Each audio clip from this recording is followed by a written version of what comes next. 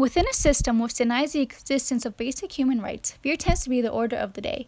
Fear of imprisonment, fear of torture, fear of death, fear of losing friends, family, property, or the means of livelihood. Fear of poverty, fear of isolation, fear of failure. A quote from Aung San Suu Kyi demonstrating her fear towards human rights. No one should ever have to feel fear towards a right that should not ever be questioned. Many in life are not aware of the struggles that others feel with the view of human rights. We are all here in this world together. We might as well have the same right as our neighbor, no matter our differences. Human rights do not happen overnight or in a week. It takes time to develop a nation that we are all proud to be equal. Many do not keep in mind that others matter as well as you as a person. Feelings are real and they can be damaged by the smallest actions that we do not even care for. Furthermore, many are felt as they are not welcomed into this nation in ways that they feel they do not necessarily fit in with the American crowd. We have all learned about human rights, yet we choose to disregard the effect of others in ways that we seem to just worry about ourselves. Consequently, we are going back to our old ways, and many aren't getting the respect that they deserve. There have been many people that have tried to make a change in ways that many would never think of because who wouldn't be scared of the crowd and the consequences? Our 16th president, Abraham Lincoln, made the famous Emancipation Proclamation in the year 1863, declaring that all persons held as slaves within the rebellious states are and henceforth shall be free. He was tired of the ways that slaves were being treated, and he wanted them to have the rights that they didn't have before. Harriet Tubman, a former slave who escaped and then returned to lead other slaves to freedom on the Underground Railroad. She became a well-known speaker on the experience of slavery and an advocate for the rights of African Americans and black women.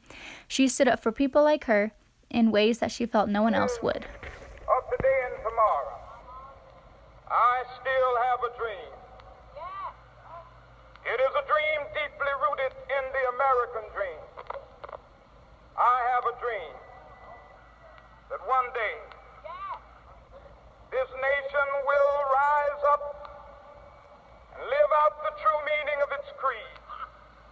We hold these truths to be self-evident, that all men are created equal.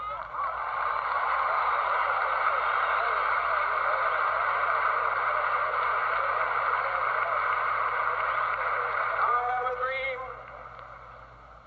that one day on the red hills of Georgia, the sons of former slaves and the sons of former slave owners will they be able to sit down together at the table of brotherhood. I have a dream. None of them gave up on their dream because they knew they were helping somebody get the life that they deserved. Human rights should never be a subject that someone has to think twice on. If you are a citizen of the United States, you are granted the same rights as the person next to you. You deserve to walk around and not have a worry about what others have to say about you with how you present yourself. According to Article 2 of the Declaration of Human Rights, everyone is entitled to all the rights and freedoms set forth in the Declaration, without distinction of any kind, such as race, color, sex, language, region, political or other opinion, national or social origin, property, birth, or any other status. We always just end up judging people by the way they look, especially by their background. Take, for example, how would you feel if you were discriminated by the way you dress, when others don't know that's all you can afford? Imagine being discriminated because your hair color is different than your peers. Imagine not being able to fix something you truly can't help. That gut feeling is what many have to go through daily just because of their skin tone or racial background. This plays a role in our society today in ways that there are innocent people that are not being treated with the same rights as their neighbor when they have the same right and privilege.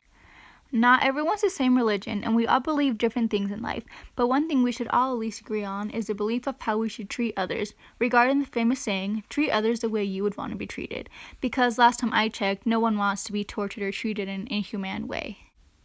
We think this without knowing how to get the problem solved, causing actions to speak louder than words.